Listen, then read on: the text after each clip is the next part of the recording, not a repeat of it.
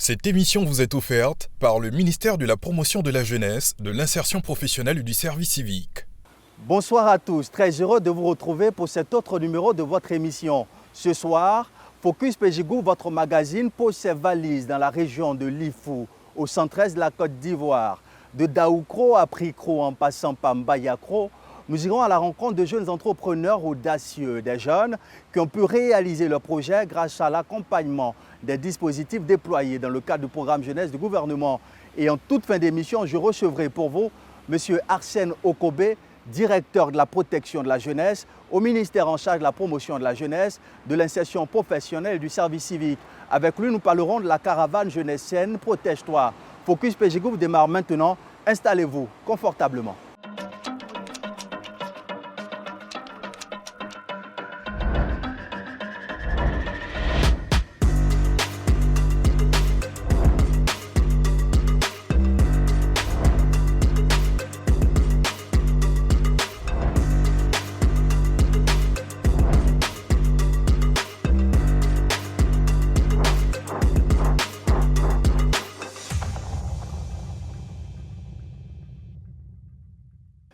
Au sommaire ce soir, dans la rubrique Y croire, dans la région de Lifou, Jean Elvis, entrepreneur dans le bâtiment et Félicité, restauratrice, insoufflent un nouvel élan à leurs activités grâce au dispositif de financement et d'accompagnement du ministère de la Jeunesse. Dans la rubrique Le Boss, à Prikro, Eliane, après son passage par le projet Timo, travaux à haute intensité de main-d'œuvre, dirige aujourd'hui son propre restaurant. Et en toute fin d'émission, nous vous proposons quelques offres d'emploi et de stage à saisir auprès de l'agence Emploi Jeunes. Malgré son expérience dans le bâtiment, Jean Elvis peinait à accéder à des marchés plus importants. Mais avec l'accompagnement du programme de financement des activités génératrices de revenus AGR, l'entrepreneur a pu structurer son activité, élargir ses compétences et recruter. Il transmet désormais son savoir-faire. À Mbayakro, Félicité faisait face aux mêmes contraintes. Faute de moyens financiers, son restaurant stagnait. Mais avec l'accompagnement du FACI, le fonds d'aide au secteur informel, l'entrepreneur a pu améliorer ses prestations et donner de l'attrait à son restaurant. Nous sommes allés à leur rencontre. Reportage.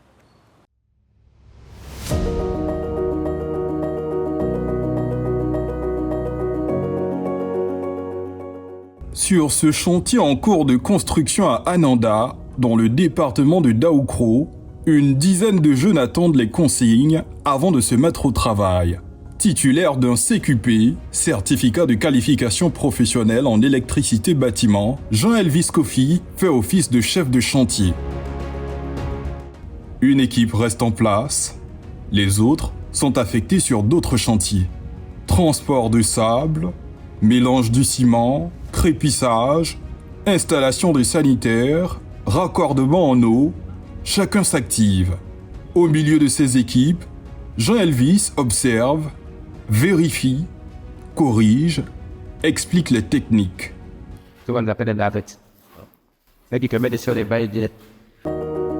Ce jeune entrepreneur s'est imposé progressivement dans le domaine du bâtiment, dans la région de Lifou. Former d'autres jeunes fait désormais partie intégrante de son activité. Il y a plusieurs jeunes qui m'ont approché voulant apprendre le métier.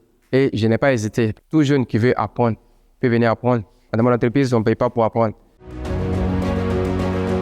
Il y a encore quelques mois, son activité restait limitée par le manque de moyens. Difficile de décrocher de plus grands marchés. Jean Elvis décide de faire confiance au programme jeunesse du gouvernement. Il souscrit au projet AGR, activité génératrice de revenus, et bénéficie d'un financement d'1 million de francs CFA. Je sais que l'emploi jeune aide les jeunes ivoiriens à pouvoir exceller dans ce qu'ils veulent faire pour pouvoir devenir quelqu'un demain. Et c'est ainsi que lorsque j'ai appris qu'ils sont venus à la sous-préfecture d'Ananda, je suis allé déposer mes dossiers pour pouvoir bénéficier des soutiens de l'État. Le financement de l'emploi jeune a été un apport vraiment essentiel dans mon entreprise.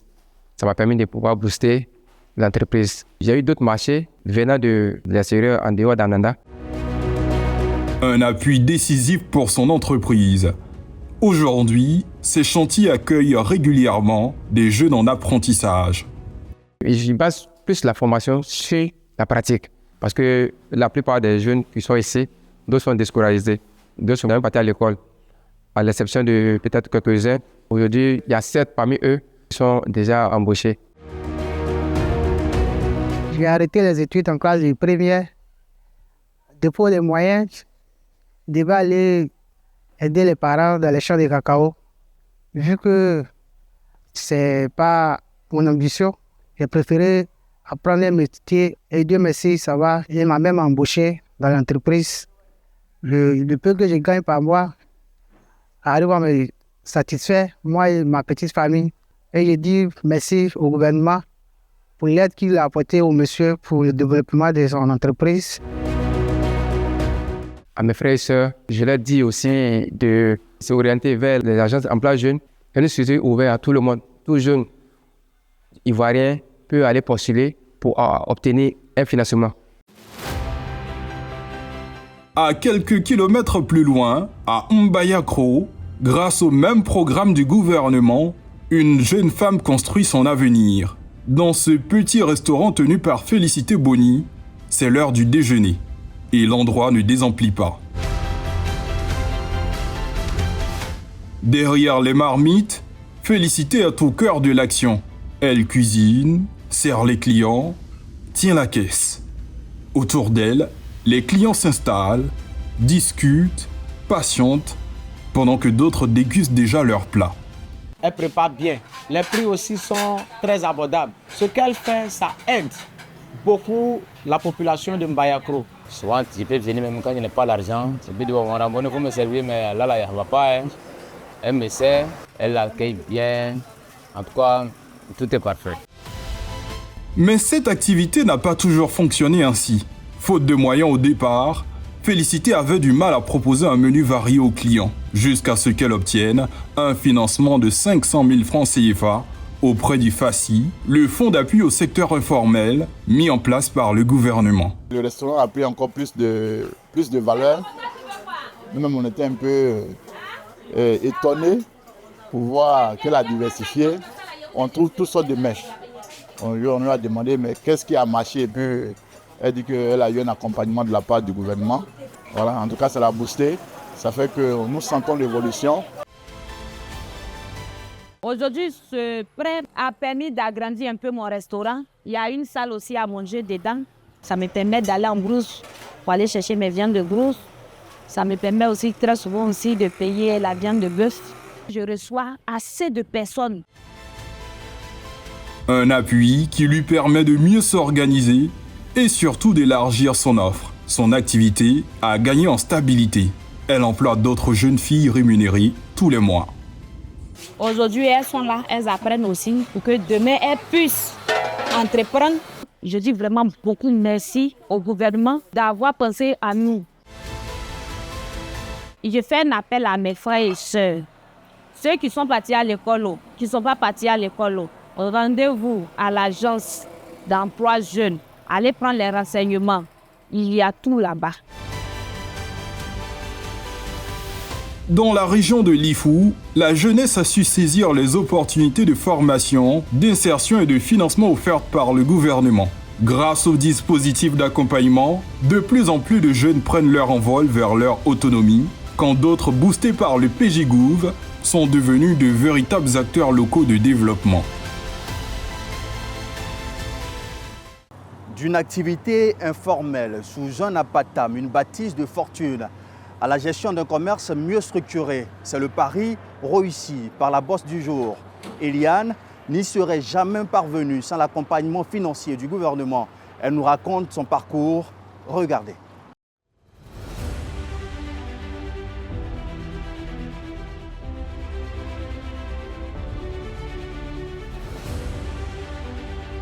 Avant, j'ai préparé la boisson Koutoukou.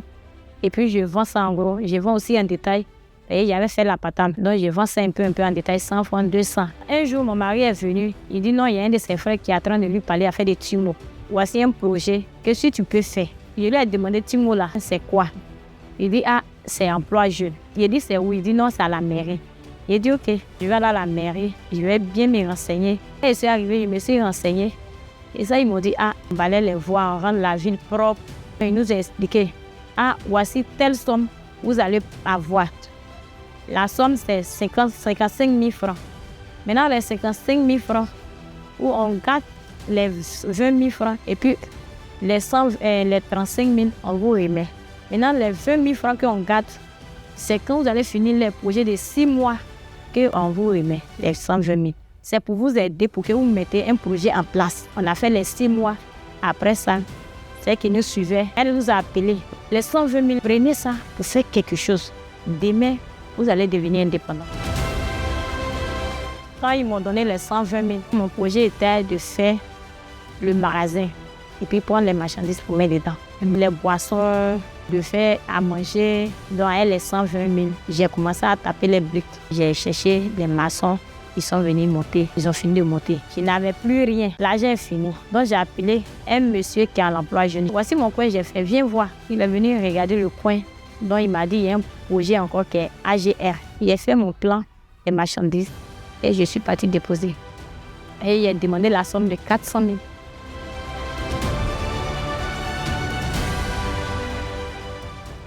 Ils m'ont appelé le 31 décembre à ce qu'il vienne prendre la somme de 400 000. Tellement j'étais contente, j'ai pris mes marchandises le même jour. Je suis venue déposer. Mon activité, ça m'a aidé beaucoup. Aujourd'hui, je suis assise là. J'ai acheté un terrain. Je suis très, très, très fière de moi. Je veux dire merci au gouvernement. Aux jeunes Ivoiriens, il ne faut pas qu'ils vont s'asseoir. Le gouvernement est là, l'emploi jeune est là pour eux. Ils n'ont qu'à aller là-bas. Ils vont les aider. C'est pour tout le monde. Saisissez l'occasion pour être indépendant. Depuis le 2 avril dernier, une caravane dénommée Jeunesse Saine Protège-toi sillonne les gares routières d'Abidjan. Initiée par le ministère en charge de la promotion de la jeunesse, de l'insertion professionnelle et du service civique, cette activité vise à sensibiliser les jeunes sur les maux et fléaux auxquels ils sont quotidiennement confrontés. Pour en parler ce soir, je reçois M. Arsène Okobé, directeur de la protection de la jeunesse. Bonsoir, monsieur le directeur. Bonsoir, M. Bassin. Merci d'avoir accepté de répondre à nos questions. C'est nous qui disons le merci. Monsieur le directeur, dites-nous, c'est quoi la caravane Jeunesse Saine Protège-toi? Alors, la caravane Jeunesse Saine Protège-toi est une activité du ministère de la Promotion de la Jeunesse, de l'insertion professionnelle du service civique, que nous initions depuis un certain nombre d'années. Donc, il se situe dans le cadre global de la prévention des fléaux sociaux en milieu jeune. Il faut dire que dans ce cadre-là, nous avons deux dispositifs. Le premier dispositif, c'est le dispositif de formation des jeunes, donc de renforcement des capacités des jeunes, ce que nous appelons les compétences de vie courante. À côté de cela, nous avons les caravanes jeunesse saine que vous venez d'évoquer, qui est une activité itinérante que nous menons depuis, disons, de manière formelle, depuis 2014, de ville en ville, parfois également dans les villages. Une activité itinérante, monsieur le directeur, qui vous conduit de ville en ville à la rencontre donc des jeunes Ivoiriens. Qu'est-ce que vous recherchez concrètement à travers une telle initiative? Quels sont vos objectifs? La caravane jeunesse saine est une activité qui a pour objectif principal de prévenir les fléaux sociaux en milieu adolescent et jeune. Alors, lorsque nous parlons de fléaux sociaux, nous avons plusieurs questions à l'esprit. Les questions d'alcoolisme, de drogue, des IST, du VIH, du sida, de la migration irrégulière, de la cybercriminalité et autres. Et donc, il s'agit d'apporter, ou bien de contribuer à apporter une réponse, en tout cas à ces fléaux en milieu jeune, parce que nous ne sommes pas les seuls à traiter de ces thématiques. C'est pourquoi je parle de contribuer à apporter une réponse à ces différents fléaux. D'accord, vous contribuez justement à apporter une réponse dans ces différents fléaux, mais monsieur le directeur, votre activité cible principalement les gares routières. Pourquoi les gares routières? En fait, nous ne ciblons pas que les gares routières. D'accord. Pour cette année, pour l'édition 2026, le lancement officiel s'est fait dans la gare routière internationale de la commune d'Abobo. La commune d'Abobo. C'est cela. Voilà, donc ça, c'était juste pour le lancement. Et après, bien entendu, comme la période concernée, c'était la période des Pâques, vous savez qu'à l'occasion de cette période, il y a beaucoup de festivals qui se mènent, notamment la Pâques Inou, qui est beaucoup connue en Côte d'Ivoire. Nous profitons à l'occasion de ces grands mouvements-là pour porter l'information aux jeunes. L'esprit est beaucoup festif. Il y a aussi beaucoup de déviations qui sont enregistrées, notamment les comportements sexuels déviants, la violence et autres, après la consommation, bien entendu, de l'alcool, d'autres substances également. Et donc, nous profitons pour leur rappeler que ce sont des jeunes Ils ont besoin, certes, de fêter, mais de fêter vraiment de manière équilibrée, modérée, et faire en sorte que ces périodes-là ne soient pas, en tout cas, un regret plus tard. Et donc, nous choisissons ces périodes pour porter l'information au niveau des gares, mais après les gares, nous partons à l'intérieur. Et donc, justement, après le lancement qui s'est tenu le 2 avril, comme vous l'avez rappelé, nous avons des équipes actuellement sur le terrain, notamment à Diblo, Duékoué, et dans ces zones-là, ils partent non seulement en communauté pour rencontrer les jeunes, mais également dans les écoles pour permettre aux élèves de profiter en tout cas de cette offre promotionnelle. On retient donc que cette caravane va au-delà donc des gares routières. Vous venez donc, monsieur le directeur, justement de citer quelques endroits que vos équipes sont en train de visiter actuellement. Comment les jeunes reçoivent vos équipes et les messages justement que vous leur portez? En tout cas, la campagne est bien accueillie. Elle est bien accueillie de manière générale. Et parce que, voyez-vous, lorsqu'on va vers les jeunes, il y a certains éléments qui captent déjà leur esprit. Par exemple, lorsque nous partons avec les équipes du ministère de la Santé et que nous offrons ce qu'ils aiment souvent, hein, les gadgets tels que les préservatifs, qui leur permettent aussi de prévenir non seulement les IST, mais également les grossesses en cours de scolarité ou les grossesses non désirées. C'est des éléments qui les poussent en tout cas à venir autour de l'activité, à se mobiliser et profiter donc de tout ce que nous avons comme offre de service. Monsieur le directeur, la caravane Jeunesse Saine Protège-toi n'est pas sa première édition. Pouvez-vous nous présenter un bref bilan des éditions antérieures? Nous avons débuté cette caravane autour des années 2014, peut-être timidement, mais dans la forme actuelle.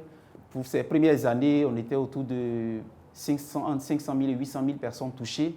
Et puis, au fil des années, lorsque nous avons présenté le bilan au niveau du gouvernement, il nous a été demandé d'intégrer les nouvelles technologies d'information et de la communication. Donc, nous partons aussi par les réseaux sociaux, par les médias.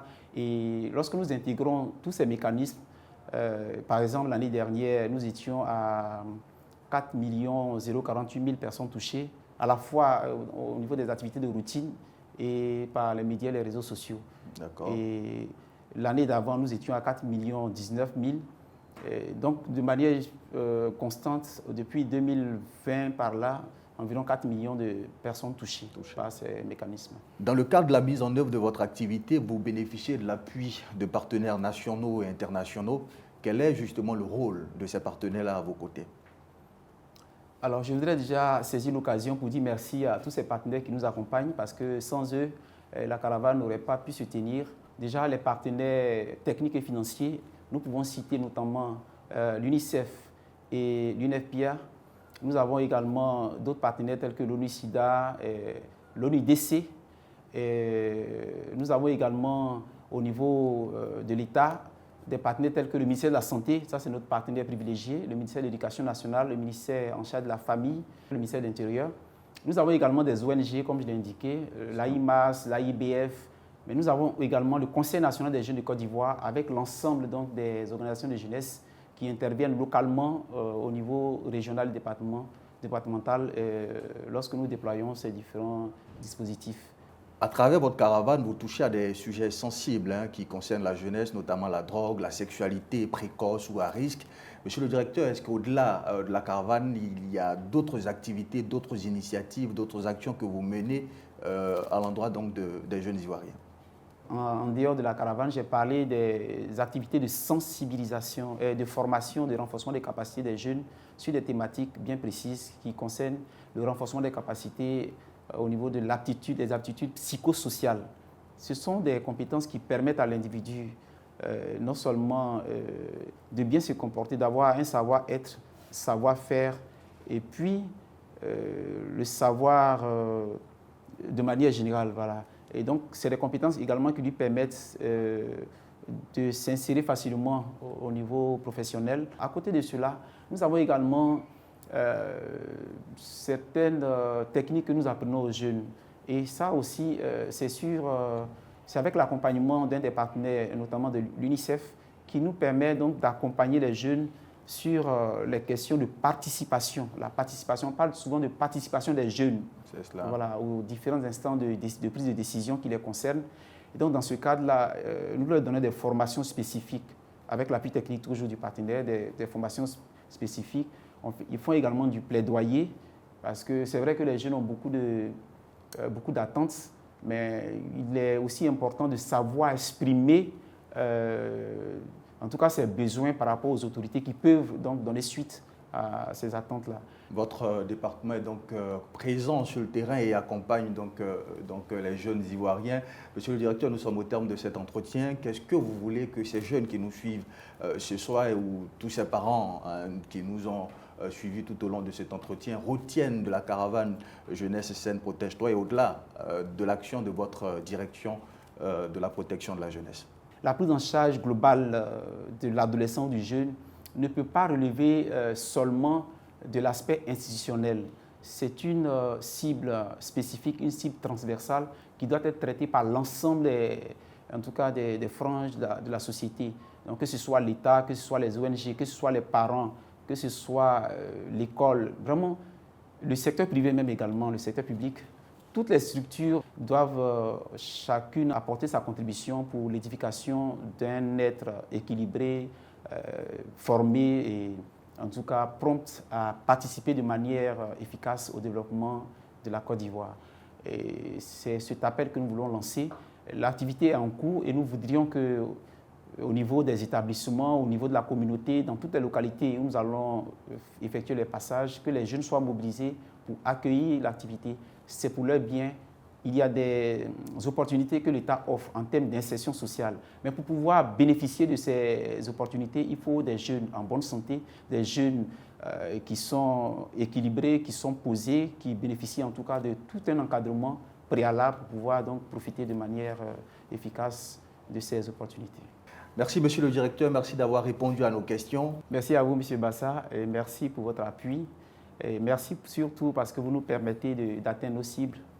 Et merci pour tout. Je vous en prie, monsieur le directeur. Je rappelle que vous êtes monsieur Arsène Okobe, directeur de la protection de la jeunesse au ministère en charge de la promotion de la jeunesse, de l'insertion professionnelle et du service civique. Et avec vous ce soir, nous avons parlé de cette caravane que votre département pilote, la caravane Jeunesse Saine Protège-toi. Et vous, chers jeunes, sortez vos stylos et vos calepins. Voici à présent quelques opportunités de stage que vous propose l'agence Emploi Jeunes.